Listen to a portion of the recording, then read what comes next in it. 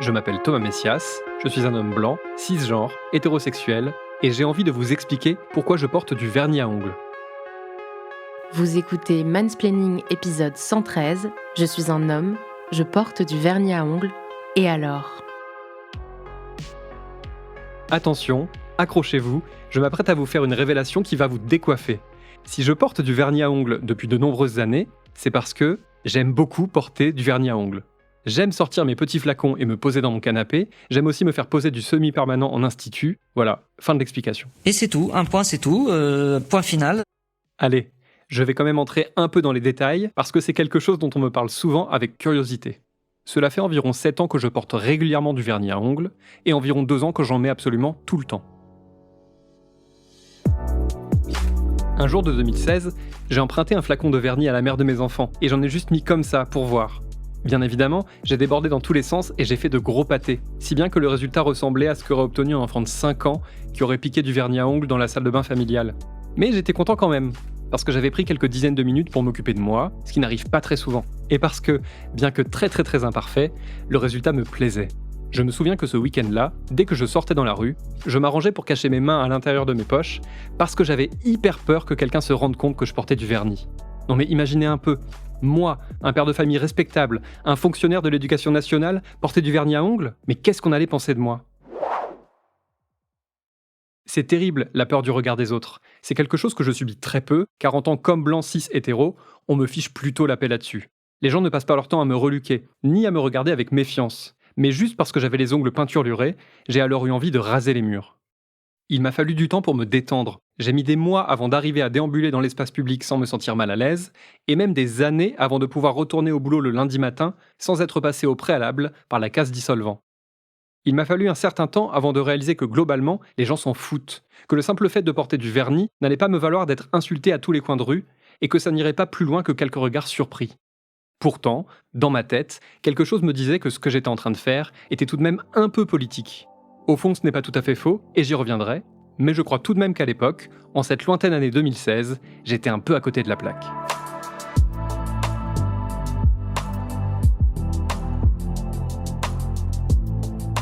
En fait, au-delà du plaisir réel que me procurait le fait de porter du vernis, je crois qu'il y avait dans ma démarche une part d'appropriation culturelle.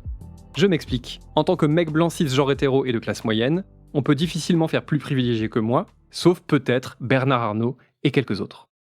Plus je me suis passionné pour les questions de genre, plus j'ai réalisé que les hommes cis hétéros n'étaient pas ceux qui m'intéressaient le plus ou dont je prisais la compagnie.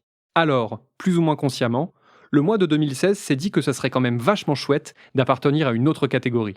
Je crois qu'en quelque sorte, je voyais le vernis à ongles comme une façon de devenir un peu queer. Oui, vous avez le droit de tiquer. J'ai réalisé plus tard qu'avec ce genre de réflexion, on réduit les LGBT+, à une communauté folklorique et festive. On oublie les oppressions, les discriminations, les violences, les 1000 barrières qui empêchent de s'aimer ou de fonder une famille en toute liberté.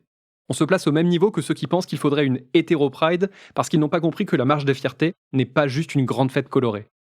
Bref, non, le vernis à ongles n'est pas un pass VIP qu'on brandit pour entrer dans le club des queers, ni la preuve qu'on est un allié de qualité. C'est même assez naze de raisonner de cette façon. En fait, le vernis à ongles n'est la preuve de rien du tout.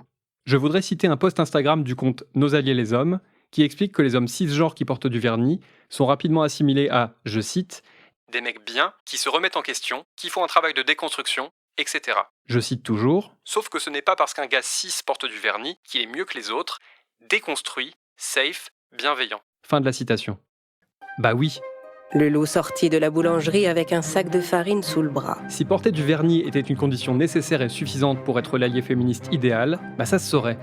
Quand il arriva près de la maison, Au mieux, il ouvrit le sac et versa la farine sur ses pattes. c'est la preuve que le mec en question entend lutter à sa modeste échelle Ses pattes étaient maintenant toutes blanches. contre les injonctions de genre Le loup rusé vint frapper à la porte pour la 3e fois. en reprenant à son compte des codes dits féminins. Mes chers petits, Et au pire, ouvrez la porte, c'est votre maman. le vernis peut juste être une façon pour un mec Je rapporte de la forêt de la bonne nourriture pour vous. de tenter d'inspirer confiance Montre-nous d'abord tes pattes, pour qu'on sache si tu es notre mère. pour finalement se comporter au moins aussi mal que ses semblables. Le loup montra ses pattes couvertes de farine.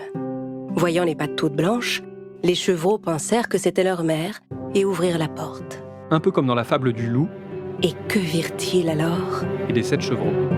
Le loup se tenait là, juste devant eux. Les pauvres chevreaux ne savaient plus quoi faire. Ils se mirent à courir dans tous les sens en hurlant. Ah! Ah! Vous perdez votre temps. Je vais tous vous attraper. Ah ah! Je vais délaisser quelques instants le vernis à ongles et vous parler de rouge à lèvres.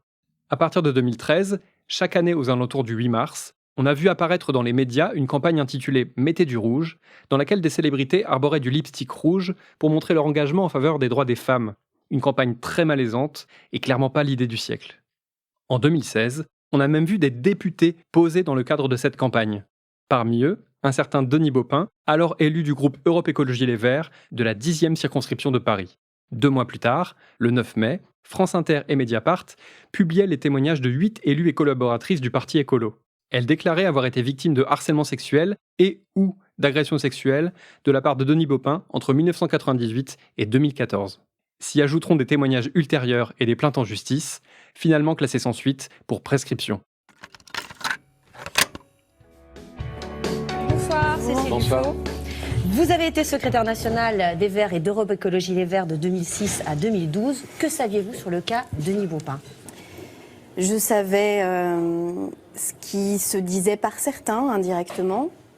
Je savais ce que m'avaient rapporté quelques personnes, mais je ne savais pas ce qui est sorti dans la presse hier. Mais qu'est-ce que vous avez rapporté ces quelques personnes ? De quoi s'agissait-il ? Il y avait d'abord des propos indirects. Ensuite, je connaissais une histoire qui m'a été celle de Sandrine Rousseau, qui m'a raconté... il n'y a pas si longtemps, en fait, oui, qui est une des plus graves. Et d'ailleurs, quand nous en avons parlé, j'étais ministre à l'époque, je me souviens très bien. Je lui ai dit ça s'appelle une agression sexuelle. C'est pas un dérapage, c'est une agression sexuelle. Elle était là sur le plateau, c'est plaqué contre un mur. Oui, elle a été plaquée contre un mur, il lui a tenu la poitrine, il a essayé de l'embrasser. C'est une agression sexuelle, c'est puni de 5 ans d'emprisonnement, c'est un délit. Pourquoi est-ce que j'évoque l'affaire Baupin ? Eh bien parce que 1. Cela contribue à démontrer que le vernis à ongles, le rouge à lèvres ou n'importe quel autre parti pris esthétique ne prouve en rien que celui qui l'adopte est quelqu'un de safe. Et parce que 2. L'ironie mordante de ce dossier, c'est que c'est justement la photo de Baupin portant du rouge à lèvres qui a finalement décidé ces femmes à se réunir pour témoigner contre lui. Le fait que Denis Baupin se déguise en allié aura été la goutte d'eau. Bref, le vernis à ongles n'est pas un gage de quoi que ce soit. Pour autant, et dans une certaine mesure, il y a tout de même une dimension politique dans ce geste. Qu'on me permette à nouveau de citer Noëlla, du compte Instagram Nos Alliés les Hommes. Voilà ce qu'elle écrit, je cite. « Porter du vernis quand on est un homme cis-hétéro est une forme de transgression et donc, en un sens, un acte politique. » Fin de la citation. C'est une contribution, aussi dérisoire soit-elle, à la lutte contre les stéréotypes de genre, et ici en particulier, aux injonctions faites aux hommes. Car oui, les hommes aussi subissent des injonctions, bien qu'elles soient moins lourdes et moins difficiles à supporter que celles qui pèsent sur d'autres catégories de personnes. Porter du vernis est très très loin de suffire, mais ça peut être une façon parmi bien d'autres de s'écarter de la masculinité hégémonique et de la quête obsessionnelle de virilité. On en parlait dans l'épisode 99 de Mansplaining avec Aline Maillard, autrice du livre Libérée de la masculinité. En se réappropriant la mode. Et en se réappropriant la mode de façon féminine. C'est-à-dire pas juste comme on a pu le voir ces 20 dernières années en commençant à mettre des cosmétiques, en dépensant de l'argent dans ses vêtements, etc. Mais vraiment en exprimant une certaine féminité, une certaine finesse dans ses goûts vestimentaires. Timothée Chalamet et les nombreuses autres personnes qui font de même, en fait, notamment dans les communautés queer, libère quelque chose dans le sens où il montre que un homme a le droit d'aller piocher dans des choses qui ont été jusque-là limitées au féminin. Et ils disent, voilà, en fait, ce qui est féminin n'est pas si nul que ça, voire même c'est cool, et il n'y a aucune raison que je m'empêche d'aller faire ça. Si le fait que Harry Styles porte du vernis peut permettre à quelques garçons et jeunes hommes de comprendre qu'eux aussi ont le droit d'en mettre, eh bien c'est déjà ça de gagner. Je ne suis pas tout à fait aussi connu, ni aussi sexy que Harry Styles, mais disons que dans l'idée, c'est un peu ce à quoi j'aspire aussi. Il arrive que le youtubeur Squeezie lui aussi mette du vernis, et si vous voulez savoir ce qu'en pensent les membres du forum jeuxvideo.com, vous n'allez pas être déçus. C'est pour se reconnaître entre soumis woke. Chaque communauté a ses codes.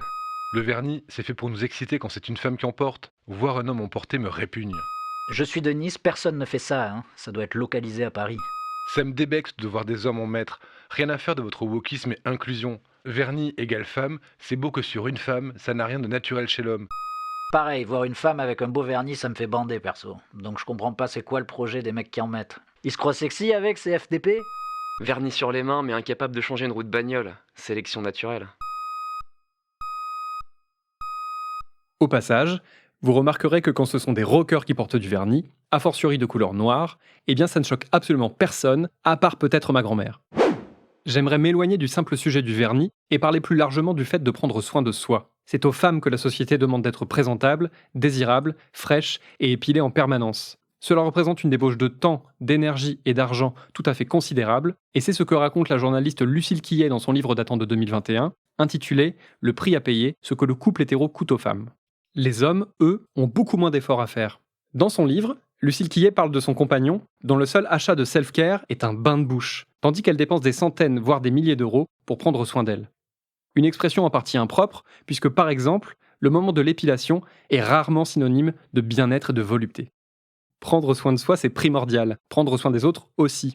Voilà un double enseignement dont les hommes ont besoin, et ce dès le plus jeune âge. C'est comme si nos épidermes ne devraient pas être hydratés, comme si nos pilosités n'avaient pas besoin d'être domestiquées. Il y a toute une balance à rééquilibrer, qui d'ailleurs ne commence sans doute pas par le vernis à ongles. Il est urgent de dégenrer l'apprentissage du soin de soi. Pourtant, ce n'est pas gagné. Être un homme qui prend soin de soi, c'est encore très mal vu, car ça reviendrait à se féminiser. Il y a dans ce jugement une misogynie teintée d'homophobie. Un homme, un vrai, ça a les mains calleuses et du poil dans les oreilles, ça ne fait pas de gommage, et ça ne s'épile pas les sourcils. C'est en tout cas ce qu'on peut constater du côté des hommes blancs occidentaux, mais j'ai l'impression que dans certaines autres cultures, les hommes apprennent davantage à prendre soin de leur apparence.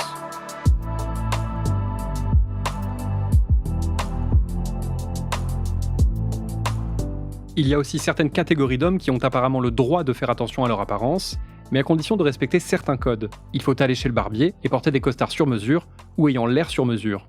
En tout cas, il ne faut pas se détourner de son objectif de virilité. Souvenez-vous du terme métrosexuel, inventé en 1994 par le journaliste anglais Mark Simpson, mais devenu très à la mode en France dans le courant des années 2000. Censé évoquer des hommes prenant soin d'eux et de leur style vestimentaire, il faisait alors de David Beckham une icône de ce courant, sans jamais remettre en question son orientation sexuelle.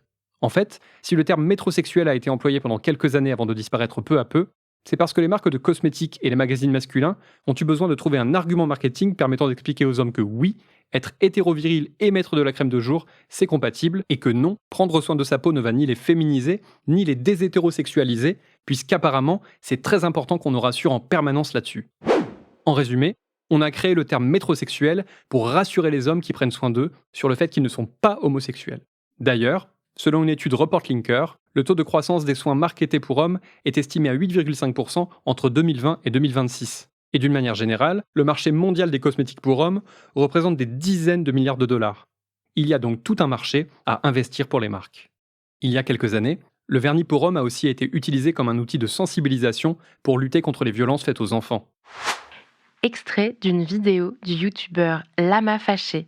Comment fonctionne la campagne Polished Man ? Tout comme beaucoup de campagnes lancées sur les réseaux sociaux, l'idée est d'inspirer les gens à partager des images d'eux-mêmes en ligne pour une bonne cause. Leurs amis et abonnés seront naturellement surpris de les voir avec un seul ongle verni, alors ils commenceront à poser des questions. Pour conclure, je porte du vernis à ongles parce que j'aime ça, parce que désormais, je me sens tout nu quand je n'en porte pas. Parce que me faire une manucure et poser du vernis est une parenthèse qui me fait toujours énormément de bien. Et parce que j'ai le privilège d'avoir pu apprendre à m'en foutre. Oui, c'est un privilège, car étant apparemment toujours identifié comme hétéro, ce que je dois sans doute à mes nombreux sweats à capuche, ça n'a rien changé pour moi dans l'espace public. On continue à me foutre une paix royale, et je ne risque pas à tout moment de me faire insulter ou de me faire casser la gueule. Et ça, il faut bien reconnaître que c'est une chance immense. Et en tant que personne introvertie, si ça peut permettre de créer un point d'accroche facile pour entamer une discussion agréable, après tout, pourquoi pas. C'était Mansplaining. N'hésitez pas à vous abonner au podcast sur votre plateforme favorite, à mettre des cœurs et des étoiles, et à laisser des commentaires. Vous pouvez aussi écrire à mansplaining@slate.fr ou nous contacter via le compte Instagram Mansplaining Podcast. Mansplaining est un podcast de Thomas Messias, produit et réalisé par Slate Podcast. Direction éditoriale, Christophe Caron. Production éditoriale, Nina Pareja. Montage, réalisation et mixage, Mona Delahaye, avec l'aide de Clémentine Amblard. À dans 15 jours pour l'épisode 114.